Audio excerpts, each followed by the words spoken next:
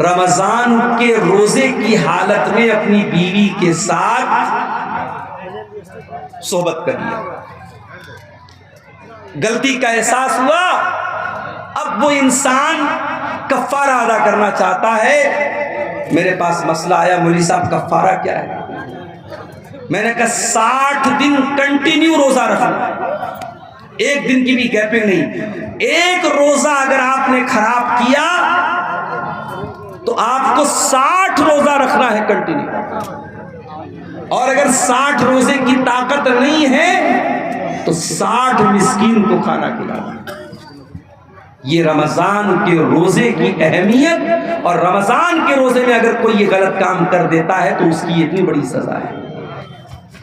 تو قرآن اترا ہے رمضان کے، پھر رمضان کے آخری عشرے کی کسی ایک رات میں قرآن اترا ہے۔ وہ رات بھی تمام راتوں میں سب سے افضل ہے۔ اِنَّا أَنزَلْنَاهُ فِي لَيْلَةِ الْقَدْرِ وَمَا أَدْرَاكَ مَا لَيْلَةُ الْقَدْرِ لَيْلَةُ الْقَدْرِ خَيْرٌ مِّنْ أَلْفِ الشَّهْرِ۔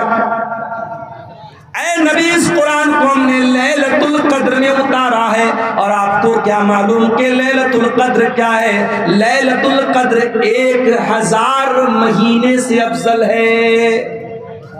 1000 مہینہ کیلکولیٹر پہ کیلکولیٹ کرو، تقریباً 84 سال بنتے ہیں۔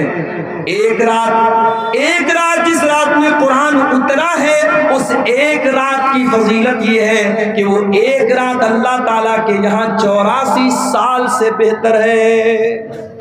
یہ ہے قرآن کا مقام۔ ہم نے قرآن کو بڑی آسانی سے حاصل کر لیا ہے، اس قرآن کی قدر ہم کو نہیں معلوم ہے۔ یہ قرآن بہت بڑی دولت ہے اللہ تعالیٰ کی، یہ قرآن اللہ تعالیٰ کی بہت بڑی نعمت ہے میرے بھائیوں۔ یہ قرآن ہمیں اور آپ کو ملا ہے، اس قرآن کی قدر کرو، اس قرآن کی ویلو کو سمجھو، اس قرآن کی قیمت کو سمجھو۔ مان لیجئے ہائی اسکول اور انٹر کی پریچھا دینے والوں کو ہمارے یو پی میں یوگی جی ٹیبلٹ دے رہے ہیں، انٹر اور بی اے کرنے والوں کو یوگی جی ٹیبلٹ دے رہے ہیں، لیپ ٹاپ دیا جا رہا ہے۔ اس ٹیبلٹ کو، اس لیپ ٹاپ کو ایک اسٹیٹ کا مکھیہ منتری دے رہا ہے تو اس کی بڑی ویلو ہو جاتی ہے۔ اگر آپ کے موبائل پر میسج آ جائے، دیش کے پرائم منسٹر کا میسج آ جائے، اسٹیٹ کے چیف منسٹر کا میسج آ جائے، اور اس میں آپ کا نام لکھا ہو اور آپ کو مخاطب کیا گیا ہو، آپ تو باغ ہو جائیں گے، اتنی بڑی ہستی کا میرے پاس میسج آیا۔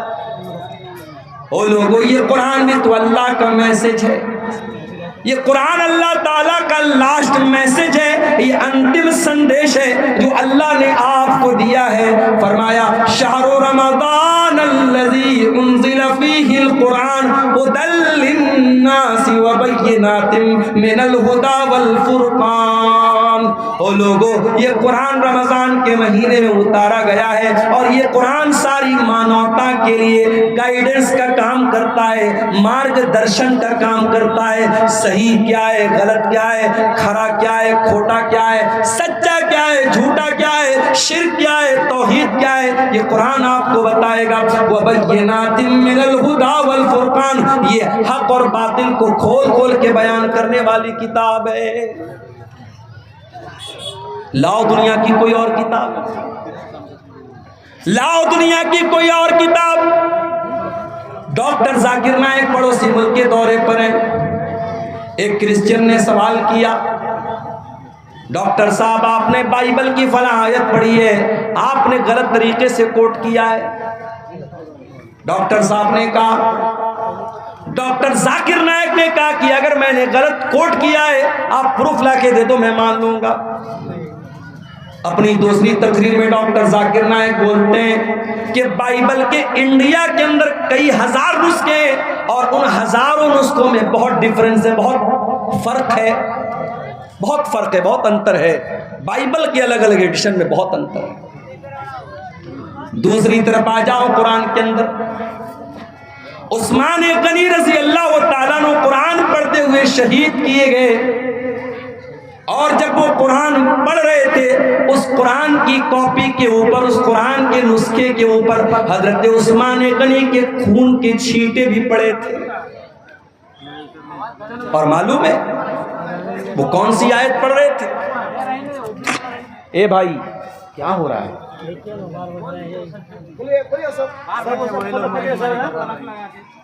جو بھی جس کی وجہ سے ڈسٹرب ہوا نکال سکو اس کو، ایک دم کوئی مروت نہیں، نکال دو اس کو، اور ایک دم خاموشی کے ساتھ تقریر سننے دیجیے، ڈونٹ ڈسٹرب، بالکل ڈسٹرب نہیں کرنا۔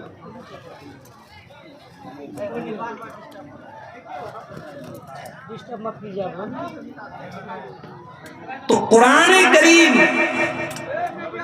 عثمان غنی رضی اللہ تعالیٰ عنہ قرآن کی تلاوت کر رہے ہیں، اور قرآن کے جس نسخے پر حضرت عثمان غنی کے خون کے چھینٹے پڑے تھے وہ آج بھی تاشقند کے میوزیم میں وہ قرآن موجود ہے، اور آپ کو جان کر کے آشچर्य ہوگا، حیرت ہوگی کہ اس قرآن میں اور آج ہمارے پاس جو قرآن موجود ہے there is no difference، کوئی انتر نہیں ہے، کوئی فرق نہیں، یہ قرآن کا اعجاز۔ اتنا ہی نہیں، عثمان غنی جب قرآن کی تلاوت کر رہے تھے کون سی آیت پڑھ رہے تھے؟ سورہ بقرہ کی آیت پڑھ رہے تھے، فَسَيَكْفِيكَهُمُ اللَّهُ وَهُوَ السَّمِيعُ الْعَلِيمُ، اللہ تعالیٰ ان کے لیے کافی ہو جائے گا، اللہ ان سے انتقام لے لے گا، ان سے بدلہ لے لے گا، اللہ سب کچھ سننے والا، سب کچھ جاننے والا ہے۔ عثمان غنی قرآن کی تلاوت کر رہے ہیں اور قرآن کی یہی آیت وہ پڑھ رہے ہیں، اسی حالت میں ان کو ذبح کر دیا گیا، شہید کر دیا گیا۔ عثمان غنی قرآن سے بہت محبت کیا کرتے تھے، بہت محبت کیا کرتے تھے، اسی لیے عثمان غنی رضی اللہ تعالیٰ عنہ کا انتقال بھی ہوا تو قرآن پڑھتے ہوئے ہوا، اور عثمان غنی کہا کرتے تھے لو طہرت قلوبکم ما شبیت من کلام اللہ، او لوگو اگر تمہارا دل پاک اور صاف ہوتا تو قرآن کو سن کر کے کبھی تمہارا دل نہ بھرتا، کبھی تمہارا دل آسودہ نہ ہوتا، کبھی تمہارے دل کو سیری حاصل نہ ہوتی کہ میں نے بہت قرآن پڑھ لیا ہے۔ میرے نوجوان ساتھیوں، ذرا اپنے اپنے گریبان میں جھانک کے بتاؤ آخری بار تم نے قرآن کب پڑھا؟ ہر شخص اپنے اوپر غور کرے، اس نے آخری بار بیٹھ کر کے آدھا گھنٹہ قرآن کب پڑھا تھا؟ ذرا بتا دینا مجھے۔ اب اگر میں یہ پوچھوں کہ آخری بار تم نے واٹس ایپ کب دیکھا تھا، کہو گے 10 منٹ پہلے۔ میں پوچھوں آخری بار تم نے فیس بک پر ریلز کب دیکھی تھی؟ مولانا صاحب ابھی تقریر سننے کے پہلے تو دیکھی تھی۔ تم نے لاسٹ ٹائم یوٹیوب کے شارٹس کب دیکھے تھے؟ ابھی تو تقریر میں آنے کے، جلسے میں آنے کے پہلے ہم نے دیکھا تھا۔ یوٹیوب کے لیے ٹائم ہے، فیس بک کے لیے ٹائم ہے، انسٹاگرام کے لیے ٹائم ہے، سوشل میڈیا کے لیے ٹائم ہے، اگر ٹائم نہیں ہے تو قرآن کے لیے ٹائم نہیں ہے۔ ہو لوگو یہ دل مردہ ہو چکے ہیں، یہ دل کٹھور ہو چکے ہیں، یہ دل سخت ہو چکے ہیں، ہمارے دلوں کو قرآن اب اچھا نہیں لگتا، ہمارے دلوں کے اوپر قرآن کا اثر نہیں ہوتا ہے۔ ارے ہمارے دل کی کیا حیثیت ہے؟ ہمارا دل تو گوشت پوست کا بنا ہوا ملائم سا دل ہوتا ہے۔ کبھی بکرا کھسی ذبح کرتے ہیں آپ، یا بڑا جانور آپ ذبح کرتے ہیں، دیکھا ہوگا آپ نے دل کتنا بڑا ہوتا ہے، دل کی کیا حیثیت ہے۔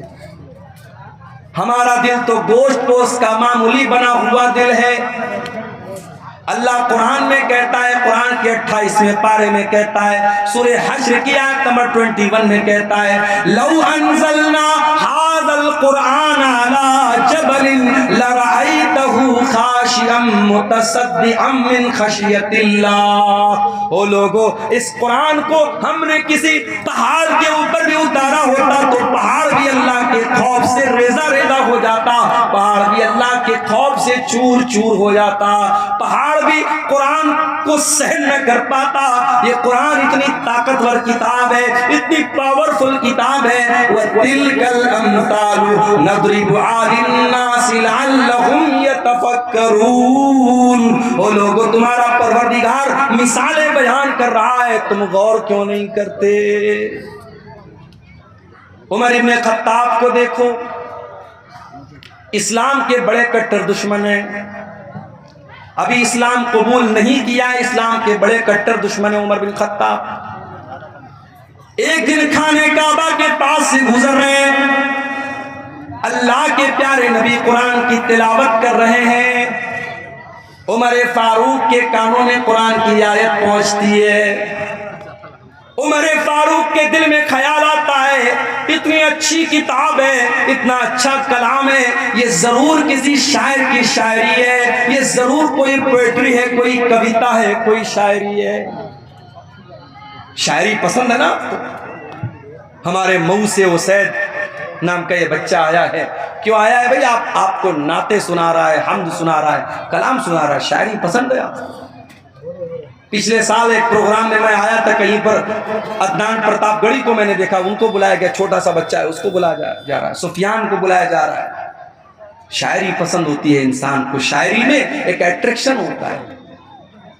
عمر فاروق نے قرآن کو سنا، قرآن اچھا لگا، قرآن دل کو بھایا، قرآن نے دل کو آکرشت کیا۔ عمر ابن خطاب نے کہا کہ ضرور یہ کسی شاعر کی شاعری ہے۔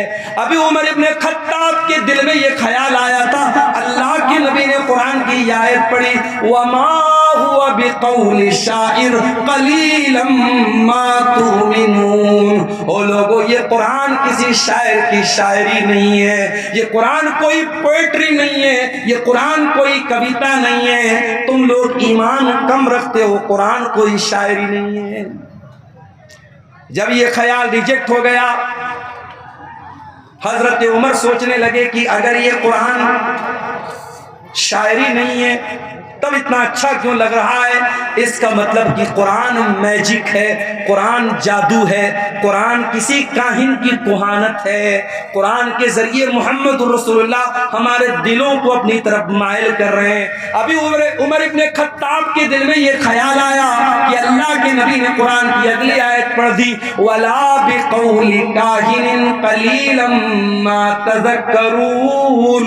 او لوگو، یہ قرآن کسی جادوگر کا جادو بھی نہیں ہے، یہ قرآن کسی کاہن کی کہانت بھی نہیں ہے، تنزیل من رب العالمین، یہ قرآن تو اللہ تعالیٰ نے نازل کیا ہے، رب العالمین نے نازل کیا ہے۔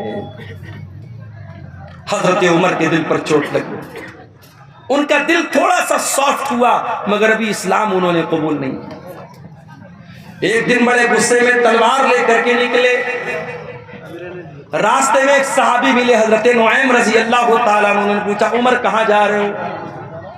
کہا کہ آج میں تلوار لے کر کے نکلا ہوں، آج محمد رسول اللہ کا مرڈر کر دوں گا، نعوذ باللہ، آپ کی ہتیا کر دوں گا، اسلام کا کام تمام کر دوں گا۔